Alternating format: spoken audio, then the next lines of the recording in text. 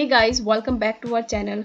आज की वीडियो बहुत इंपॉर्टेंट है उन स्टूडेंट्स के लिए जो ऑलरेडी वहाँ पर है या फिर जो स्टडी के लिए प्लान कर रहे हैं, जिनका स्टडी परमिट आ चुका है। उन लोगों के लिए एक मेजर अपडेट आ गया है उनके PGWP के रिगार्डिंग। तो कनाडा ने एक अनाउंसमेंट किया है जिसमें उन्होंने न्यू जो PGWP एलिजिबिलिटी क्राइटेरिया है वो मेंशन किया है।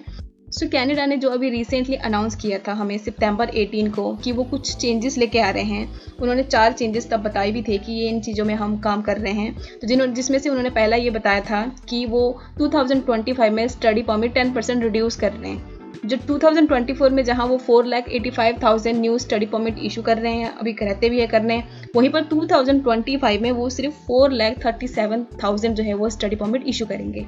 सेकेंड चीज़ उन्होंने बोला था कि हम कुछ ऐसे अपडेट भी PGWP प्रोग्राम के लिए करेंगे जो इमिग्रेशन गोल और लेबर मार्केट नीड्स को अलाइन करेगा।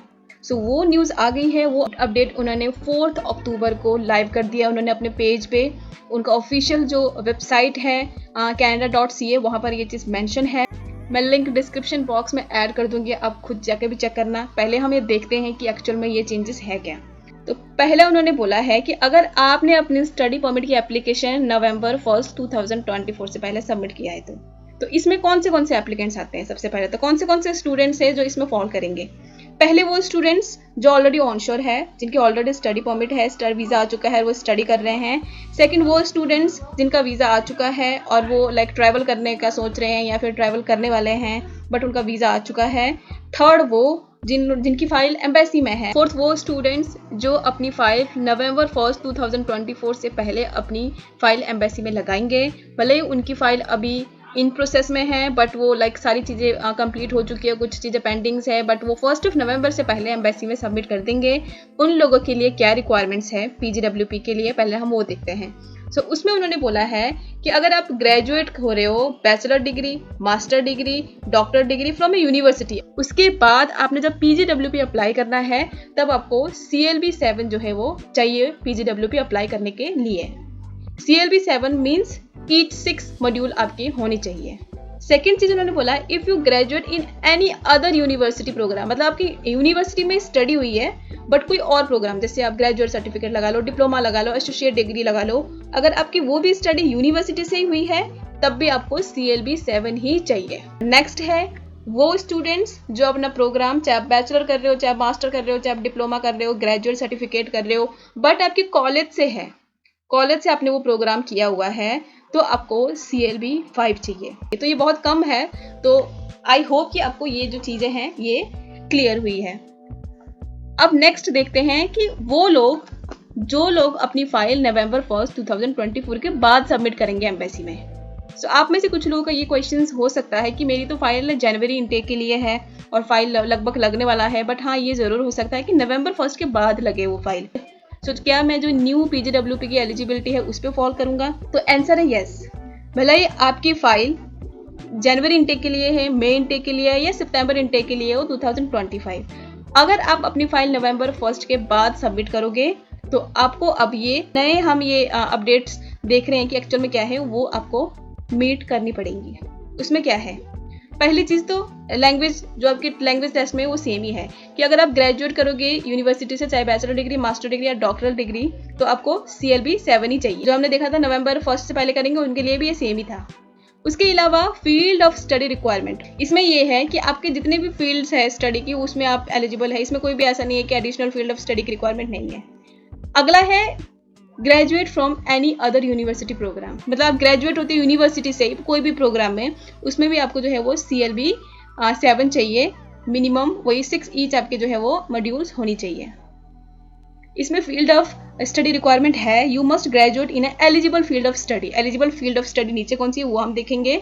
इसके अलावा अगर आप ग्रेजुएट हो रहे हो कॉलेज से भी किसी भी प्रोग्राम में, तब भी आपको वही लैंग्वेज रिक्वायरमेंट सेम है, CLB-5 चाहिए, बट फील्ड ऑफ स्टडी जो है वो आपको एलिजिबल फील्ड ऑफ स्टडी से ही आपकी जो है वो एजुकेशन होनी चाहिए, तभी आप वर्क परमिट के लिए एलिजिबल होगे, अदरवाइज आप नहीं होगे।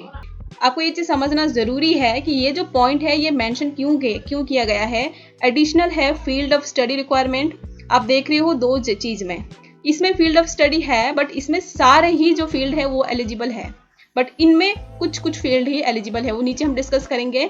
इसको आप ऐसे समझो कि अगर नवंबर 1, 2024 के बाद आप अपनी फाइल सबमिट करते हो और यूनिवर्सिटी के अलावा कहीं भी कोई भी कोर्स करोगे तब आपको न्यू फील्ड ऑफ स्टडी की रिक्वायरमेंट पूरी करनी पड़ेगी। अगर आप यूनिवर्सिटी से स्टडी कर रहे हो तब आपके अगर बैचलर मास्टर डॉक्टरल डिग्री में से कोई डिग्री नहीं है तब भी आपको new field of study requirement meet करनी पड़ेगी। तो वो क्या है, उसके लिए देखो फील्ड ऑफ स्टडी रिक्वायरमेंट में उन्होंने 5 कैटेगरी में इसको डिवाइड किया हुआ है।